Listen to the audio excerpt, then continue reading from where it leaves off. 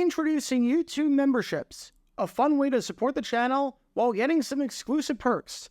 Click the join button to become a member now and get benefits like badges next to your name on videos, behind-the-scenes photos, advantages during the live trivia game, discounts on merchandise, private one-on-one video chats, the ability to request future video topics, and exclusive 8 to 10 minute videos on the history of the NFL. And now, on with our feature presentation. I want to give you a hypothetical. Let's say you're playing golf against someone, and you shoot a 102. Not a good score for most people by any means whatsoever, and you lose the match against your friend.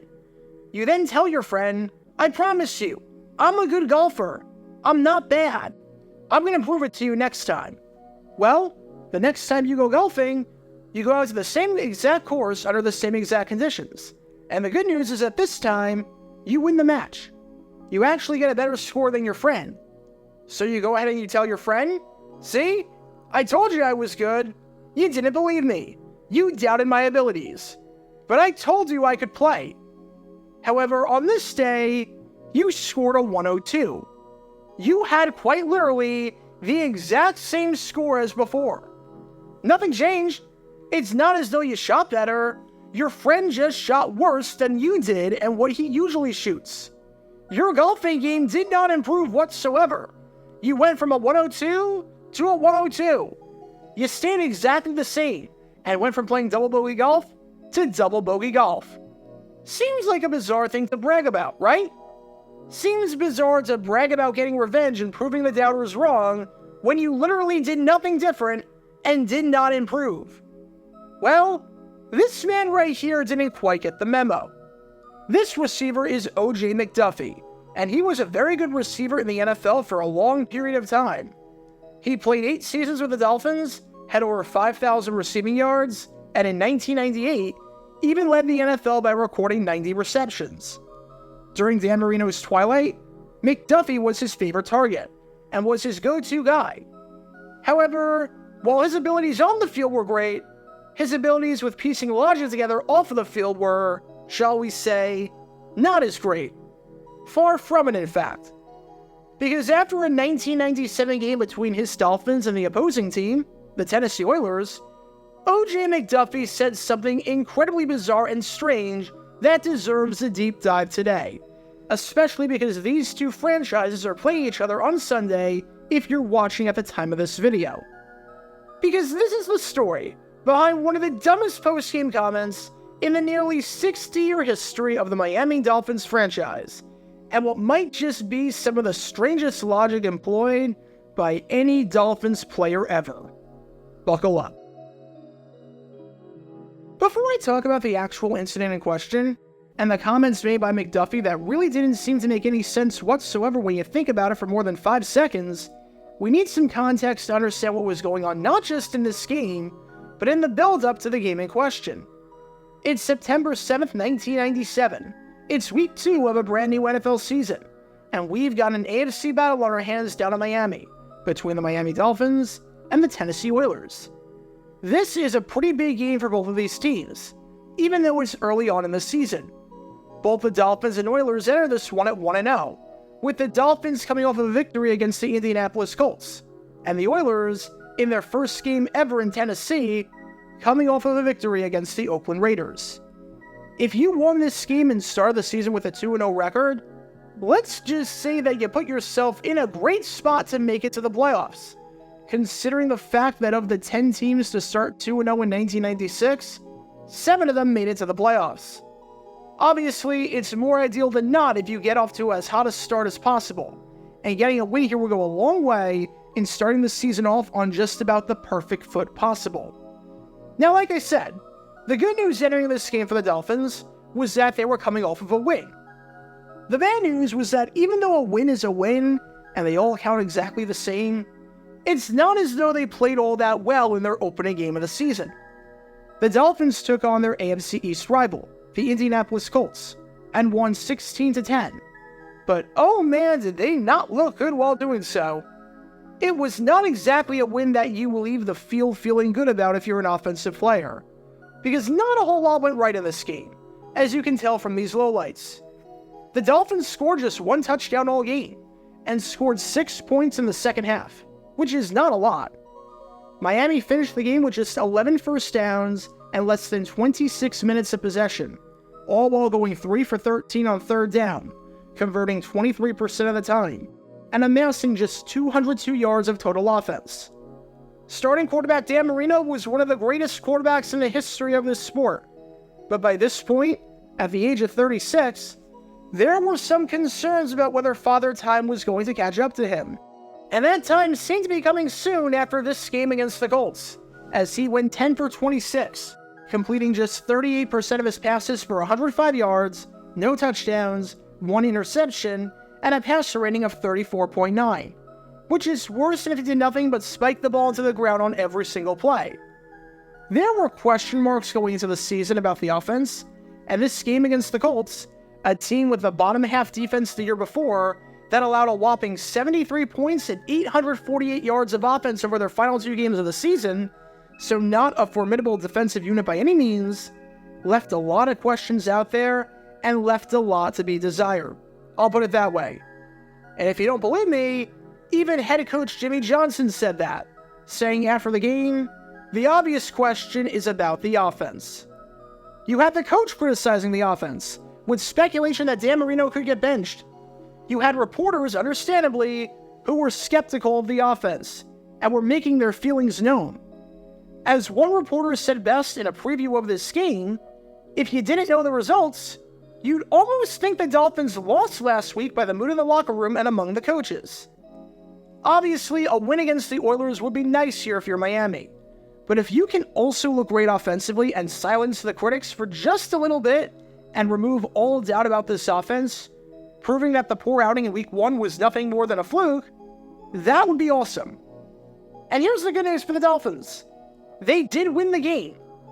After Orlando Mare, who you can learn more about by clicking the card in the upper right corner, hit the game-winning 29-yard field goal in overtime, the Dolphins emerged from this one victorious, improved to 2-0, and got what felt like an absolutely critical win considering all the drama surrounding the team in the build-up to the game. And after the game, OJ McDuffie, the receiver I mentioned at the start of the video, had some choice words for all the media that doubted his team and his offense. Because as he said, we were a little off last week, and you guys blasted us for it. So we thought we'd come out and give you guys a show tonight. Talk that talk, OJ. You've earned it. You won the game. You improved to 2-0. And you did what you needed to do. Great job. You sure put on a show, all right. Just out of curiosity, what was the final score of this game again? What was the final score? Dolphins 16, Tennessee Oilers 13. Wait a second. Time out. You're telling me that you put on a show? After scoring 16 points last week, you said you were going to give everyone that doubted you a show and that the offense was back? And you said this after scoring 16 points? I'm sorry, what? Dude, you scored 16 points. You know how many points you scored last week? You guessed it, 16 freaking points. You scored exactly the same number of points in this game as you did in the last game. In fact, it's even worse, because in this game, you only scored 13 points in regulation, and the only reason you won this game in the first place was because with 5 seconds left in the fourth quarter, Al Del Greco missed a 43-yard field goal that would have won the game right then and there. You had a grand total of 6 points in the first 3 quarters of the contest. Your only touchdown came because on 4th and 7, you had to go for it down by 7 points, and the Oilers got called for pass interference. Heck, even the points you scored in overtime, you didn't have to do anything to get them. Irving Spikes returned the kickoff to start the extra period 48 yards, so you were already starting in Tennessee territory.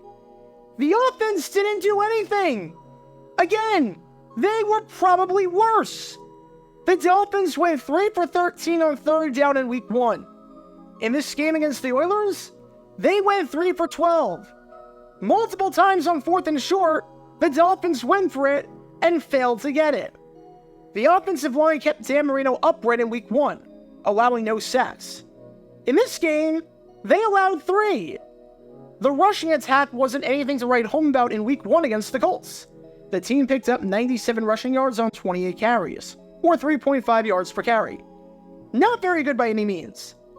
But in Week 2, they were even worse, with the Dolphins picking up 54 rushing yards on 2.1 yards per carry, with Kareem Abdul-Jabbar, the leading rusher, having 33 yards on 19 carries, and with no run throughout the entire game going for 10 yards or more.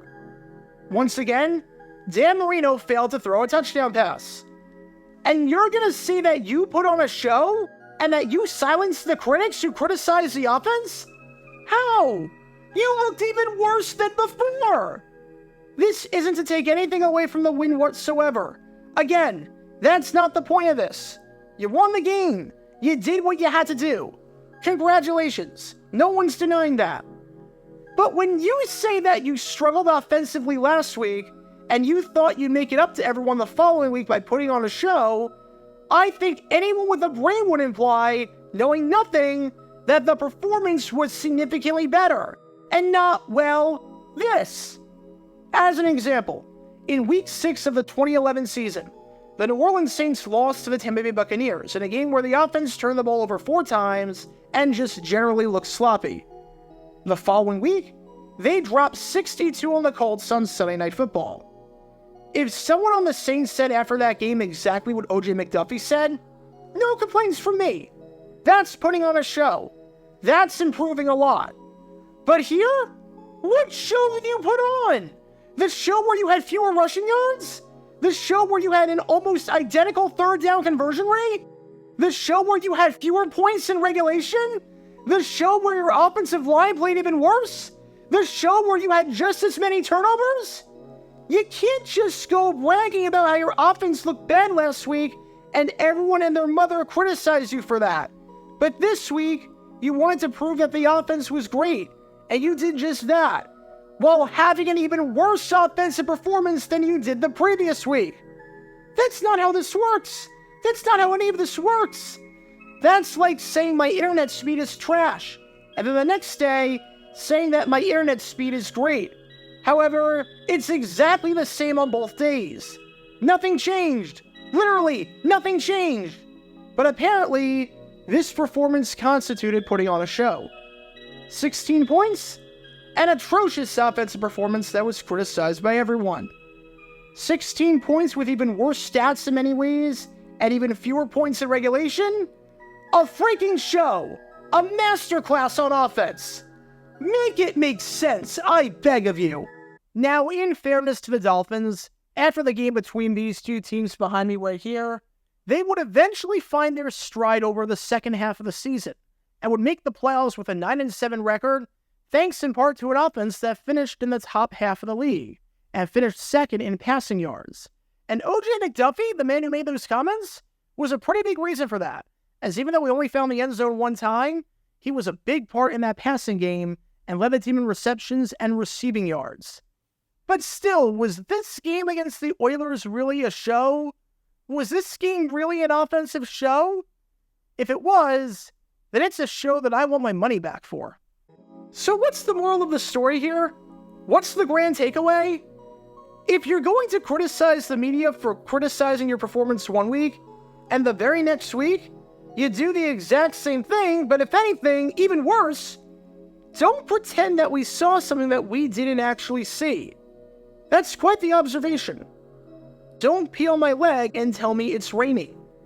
You can't tell me that the media was wrong to call the offense sluggish, especially when members of your own team use that phrasing, and then say that the offense put on a show and completely turned things around when quite literally nothing changed. But I guess this goes to show you that one man's trash is another man's treasure. What some people view as trash is what others view as treasure. Case in point, the bizarre story of the 16 points. Get your official Jaguar Gear 9 merchandise by going to jj9shop.com, and be sure to like and subscribe, as it really helps the channel out a lot. Join me every Wednesday night where we'll play NFL Trivia for cash prizes at 9 p.m. Eastern over on Twitch. To learn more about the history of college football, subscribe to Jaguar Gator 8. To learn more about the history of Major League Baseball, subscribe to Jaguar Gator 7. Also, special thanks to all of our Patreon supporters for helping out the channel. Your support is greatly appreciated. See how you can become a patron and request future video topics in the description below.